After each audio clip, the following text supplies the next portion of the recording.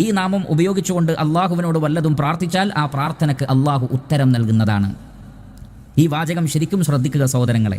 എന്താണ് നബി സല്ലല്ലാഹു അലൈഹി വസല്ലം പറയുന്നത്? അള്ളാഹുവിൻ്റെ അഅ്ളമായ ഇസ്മ, ഉന്നതമായ ഇസ്മിനെ മുൻനിർത്തിയാണ് ചോദിച്ചത്. അങ്ങനെ ചോദിച്ചാൽ ആ നാമത്തെ മുൻനിർത്തി എന്ത് ചോദിച്ചാലും ലഭിക്കും. അതാണ് ഇദാ സുഇല ബിഹി അഅത. ആ പേരുപയോഗിച്ചുകൊണ്ട് ചോദിച്ചാൽ അള്ളാഹു നൽകും. വൈദാ ദുഇയ ബിഹി അജാബ്. ആ നാമം ഉപയോഗിച്ചുകൊണ്ട് ദുആ ചെയ്താൽ അള്ളാഹു സുബ്ഹാനഹു വ തആല ഉത്തരം നൽകുകയും ചെയ്യും. അപ്പോൾ ഏതാണ് ആ അള്ളാഹുവിൻ്റെ ഏറ്റവും മഹത്തായ നാമം? മഹാഭൂരിപക്ഷം പണ്ഡിതന്മാരും പറഞ്ഞിട്ടുള്ളത് ഈ സ്വഹാബി പ്രാർത്ഥിച്ചപ്പോൾ പറഞ്ഞ ആദ്യത്തെ ആ അള്ളാഹുവിൻ്റെ പേരാണ്. എന്താണ്? അല്ലാഹുമ്മ, അള്ളാഹുവേ, ഇന്നി അസ്അലുക, ഞാൻ നിന്നോട് ചോദിക്കുന്നു. എന്തുകൊണ്ടാണ് ഞാൻ നിന്നോട് ചോദിക്കുന്നത്?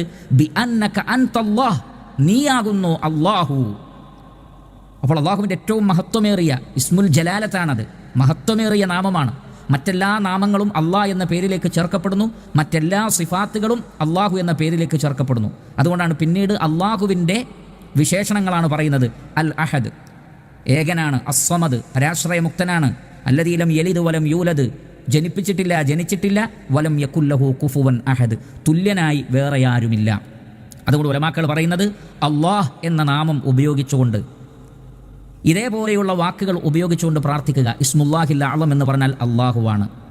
അതേപോലെ തന്നെ അതിനോട് ചേർന്ന് നിൽക്കുന്ന മഹത്വത്തിൽ പിന്നീട് അതിനോട് ചേർന്ന് നിൽക്കുന്നതാണ് ഈ ദുആയിൽ കാണുന്ന മറ്റു അസ്മാഇകൾ. ഉദാഹരണത്തിന് അൽ അഹദ്, അസ്സമദ്, അതേപോലെ തന്നെ അല്ലദീ ലം യലിദ് വലം യൂലദ് വലം യകുല്ലഹു കുഫുവൻ അഹദ്. നമുക്കറിയാം സൂറത്തുൽ ഇഖ്ലാസിലെ ആയത്തുകളാണ് യഥാർത്ഥത്തിൽ ഇവ. സൂറത്തുൽ ഇഖ്ലാസിൻ്റെ പ്രത്യേകത നമുക്കറിയാം. സൂറത്തുൽ ഇഖ്ലാസ് പാരായണം ചെയ്താൽ ഖുർആനിൻ്റെ 1/3 പാരായണം ചെയ്തതിന് തുല്യമാണ് എന്ന് നബി സല്ലല്ലാഹു അലൈഹി വസല്ലം പഠിപ്പിച്ചിട്ടുണ്ട്. ഏറ്റവും ശ്രേഷ്ഠമായ അധ്യായങ്ങളിൽപ്പെട്ടതാണ് സൂറത്തുൽ ഇഖ്ലാസ്. നിരന്തരം നമ്മുടെ ജീവിതത്തിൽ ചൊല്ലാൻ വേണ്ടി പ്രവാചകൻ പഠിപ്പിച്ചിട്ടുള്ള ഒരു അധ്യായം കൂടിയാണ് സൂറത്തുൽ ഇഖ്ലാസ്. കാരണം അതിൽ അള്ളാഹുവിൻ്റെ നാമവിശേഷണങ്ങളാണ് വിശദീകരിച്ചിട്ടുള്ളത്. അതുകൊണ്ടാണ് ഒരു സഹാബി സൂറത്തുൽ ഇഖ്ലാസിനെ സ്നേഹിക്കുന്നു എന്ന് പറഞ്ഞത്. ആ സ്നേഹം താങ്കളെ സ്വർഗ്ഗത്തിൽ പ്രവേശിപ്പിക്കും എന്ന് നബി സല്ലല്ലാഹു അലൈഹി വസല്ലം പ്രത്യേകം പറഞ്ഞത് അള്ളാഹുവിൻ്റെ അസ്മാഉ വ സിഫാത്തുകളിൽ ഏറ്റവും ശ്രദ്ധേയമായതാണ് ഇതിലുള്ളത്. മാത്രമല്ല, ചില ആളുകൾ വന്നുകൊണ്ട് നബി സല്ലല്ലാഹു അലൈഹി വസല്ലമയോട് ചോദിച്ച സന്ദർഭത്തിലാണ് ഈ അധ്യായം അവതരിപ്പിക്കപ്പെടുന്നത്. എന്താണ് അവർ ചോദിച്ചത്? നീ പറയുന്ന അല്ലാഹു സുബ്ഹാനഹു വ തആല, ആ അള്ളാഹുവിൻ്റെ വിശേഷണങ്ങൾ ഞങ്ങൾക്ക് പറഞ്ഞു തരൂ. അപ്പോഴാണ് അള്ളാഹുവിൻ്റെ വിശേഷണങ്ങളായി സൂറത്തുൽ ഇഖ്ലാസ് അവതരിപ്പിക്കപ്പെടുന്നത്. അതുകൊണ്ട് തന്നെ അള്ളാഹുവിൻ്റെ ഏറ്റവും ഉന്നതമായ വിശേഷണങ്ങളും റുബൂബിയത്തിലും ഉലൂഹിയത്തിലും അസ്മായിലും സിഫാത്തിലുമുള്ള അള്ളാഹുവിൻ്റെ ഏകത്വത്തെ സ്ഥാപിക്കുന്ന വിശേഷണങ്ങളാണ് ഈ പ്രാർത്ഥനയിൽ നാം കാണുന്നത്, ഈ വിശേഷണങ്ങളിൽ നമ്മൾ കാണുന്നത്.